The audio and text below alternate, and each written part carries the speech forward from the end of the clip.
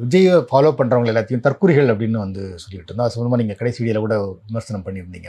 எப்படி பார்க்குறீங்க அந்த தற்குறிகள் இன்னைக்கு ஒரு பெரிய ஆட்சி மாற்றத்தை ஏற்படுத்தியிருக்காங்க வந்து இனிமே அவங்களை எப்படி அழைக்கணும்னு நினைக்கிறீங்க? இல்லை, அந்த வார்த்தையை பயன்படுத்தியவர்கள் இப்போ பரிசீலிக்கட்டும். இப்போ இது தமிழ்நாடு இல்லை வேற நாடா என்ன சொல்ல போகிறாங்கங்கிறத நம்ம அவர்களிடமே விட வேண்டியது தான். நம்ம போன முறை பதிவு பண்ண அதே வார்த்தைகளை பயன்படுத்துகிறேன்.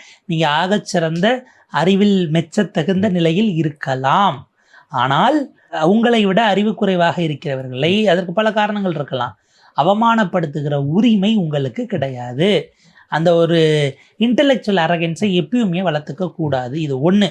இரண்டாவது, நீங்கள் அவங்கக்கிட்ட உரையாடல் செய்யறதுக்கு உங்களால் முடியலைங்கிற தோல்வியின் விளைவாக இந்த பெயரை சூட்டி தப்பித்து கொள்கிற இடத்துக்கு எஸ்கேபிசமாக போயிட்டீங்களான்னு ஒரு கேள்வி இருக்குது. ஒரு தலைமுறையே இப்படி இருக்கிறது. வெறும் அந்த ஒரு தலைமுறையுடைய வாக்கு பர்சன்டேஜ் மட்டும் அங்கே இல்லை, அது அக்ராஸ் தலைமுறை தான் இருக்குது. அப்போ நீங்கள் அந்த ஒரு தலைமுறை மட்டுமில்லை எல்லாரையும் குற்றம் சொல்ல போகிறீங்களா? இப்போ நான் திரும்பவும் கேட்குறேன், இவங்களெல்லாம் இப்படி முத்திரை குத்தி ஒதுக்கிட்டு மீதி இருக்க யாரிடம் உரையாடல் நடத்தி நீங்கள் அரசியல் செய்ய போகிறீர்கள்? நமக்கு இதை பொது வெளியில் இயங்கக்கூடியவர்கள், கட்சி சார்பு இல்லாமல் அப்படியான ஆட்கள் போகிற போக்கில் விமர்சனமாக வச்சுட்டு போகிறாங்க, விமர்சகராக இருக்காங்கன்னா பிரச்சனை இல்லை.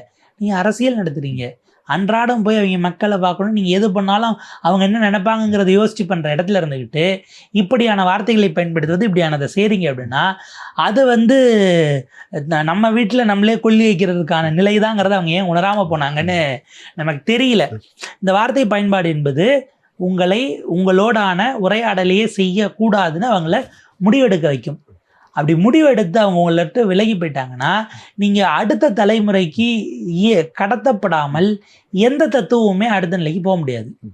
அப்போ நான் சொல்கிறது அமைப்பாக இயங்குகிறவர்களுக்கே அப்படின்னா ஏதோ ஒரு விஷயத்தை நீங்கள் கொள்கைன்னு சொல்கிறீங்க, அது முழுதாக கடைபிடிக்கிறீங்களா இல்லையாங்கிறத தாண்டி அந்த உரையாடல் அடுத்த தலைமுறைக்கு கடத்தலைன்னா உங்கள் இயக்கம் அஸ்தமனத்தை நோக்கி, அந்திம காலத்தை நோக்கி போகிறதுன்னு அர்த்தமாயிரும்.